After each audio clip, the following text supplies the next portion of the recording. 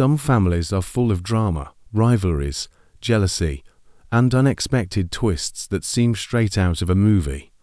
But one of the most famous sibling rivalries of all time comes from the Bible, the story of Jacob and Esau. The story is about choices, consequences, and how even the most broken relationships can find healing. It all begins with Isaac, the son of Abraham, and his wife Rebekah. They had prayed for children for a long time, and finally, God answered. But this wasn't an easy pregnancy. Rebekah felt the baby struggling inside her, a constant battle in her womb.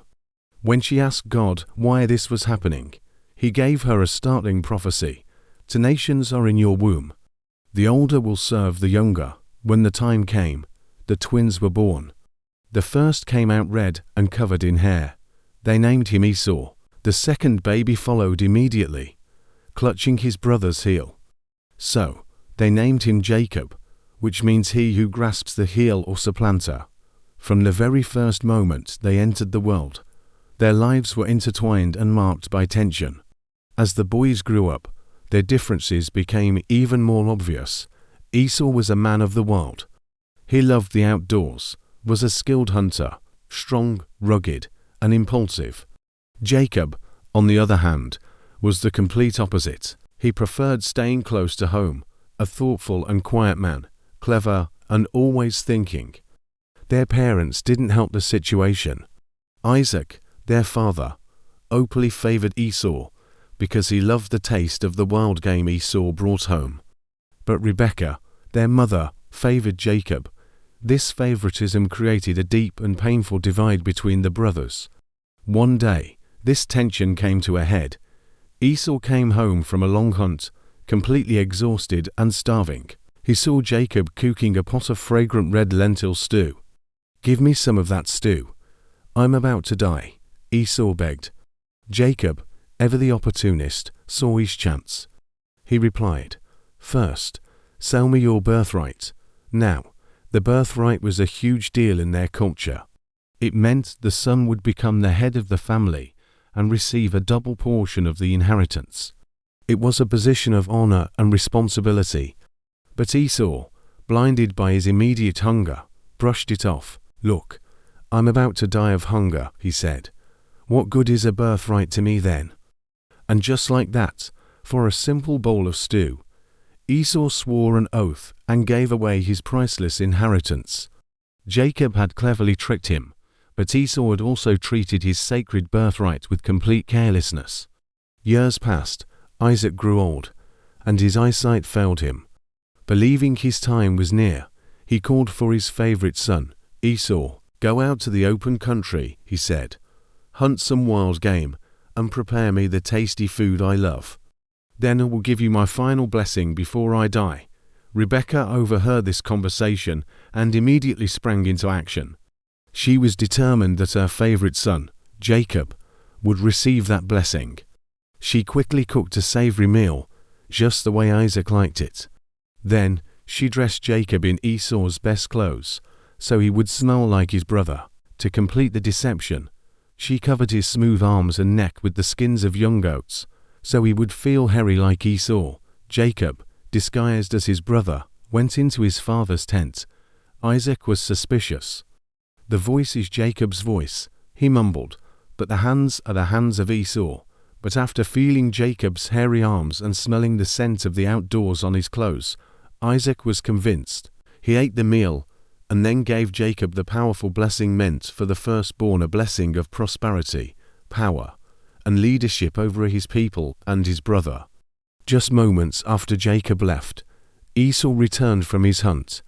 He prepared the meal and brought it to his father, ready to receive his blessing.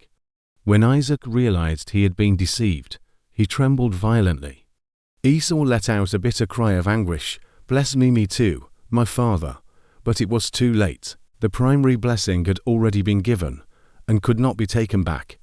Esau's heart filled with rage and hatred for his brother. He vowed to himself, "The days of mourning for my father are near. Then I will kill my brother Jacob." Rebekah heard about Esau's threat and her heart sank. She urged Jacob to flee for his life. to go to her brother Laban's house in a distant land until Esau's anger cooled down, and so Jacob, the deceiver, ran away, leaving his home and family behind. Jacob's journey was long, and his life in exile was filled with its own challenges. He ended up working for his uncle Laban for 20 years, and ironically, he was tricked multiple times himself. The deceiver was now being deceived. But through all these hardships, God was with Jacob, shaping his character, teaching him humility, and forcing him to depend on God rather than his own cleverness. During this time, Jacob became a husband to 2 wives, a father to many children, and eventually, a very wealthy man. Many years later, God told Jacob it was time to return to his homeland. Jacob was terrified. 20 years was a long time, but would Esau's anger have faded? Would he still want revenge? As he neared his home, Jacob sent waves of gifts, flocks and herds ahead of him, hoping to soften his brother's heart. Finally, the moment of truth arrived. Jacob saw Esau coming with 400 men. He prepared for the worst, bowing low to the ground 7 times as he approached. But instead of the anger and violence Jacob expected, something incredible happened. Esau ran to meet him. He threw his arms around Jacob's neck, embraced him, and they both wept.